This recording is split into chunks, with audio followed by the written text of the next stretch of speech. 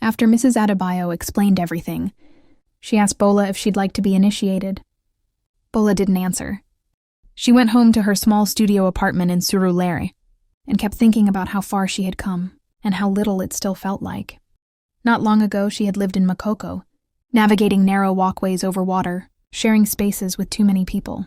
Becoming a nurse had lifted her out of that life, but only just a little. She still took Okada to work. She ate 3 times a day only if she was careful. She still only bought necessities.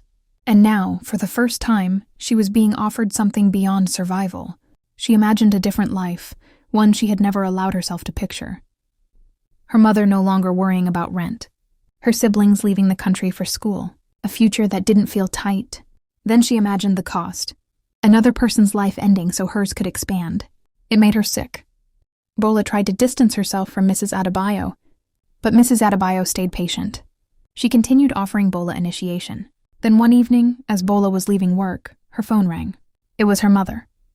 The landlord was demanding the late rent. If they didn't pay, they would be evicted. Bola listened quietly, her chest tightening as she opened her banking app. The balance could barely cover her transportation home. That night, Bola called Mrs. Adebayo. She accepted. The initiation was at a shrine. As Bola looked around, she recognized several faces. They were mostly the wealthy patients from her hospital, the ones who never seemed afraid and were always ready to pay a poor patient's bill. Mrs. Adebayo was not alone.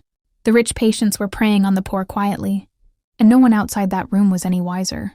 Bola was told her role. She would remain a nurse, but her schedule would change from full-time to part-time. When a poor patient came in sick and unable to pay, Bola would point them out. Mrs. Adebayo and the others would take over from there. Bola agreed. She told herself she wasn't doing the exchange. She wasn't making anything happen.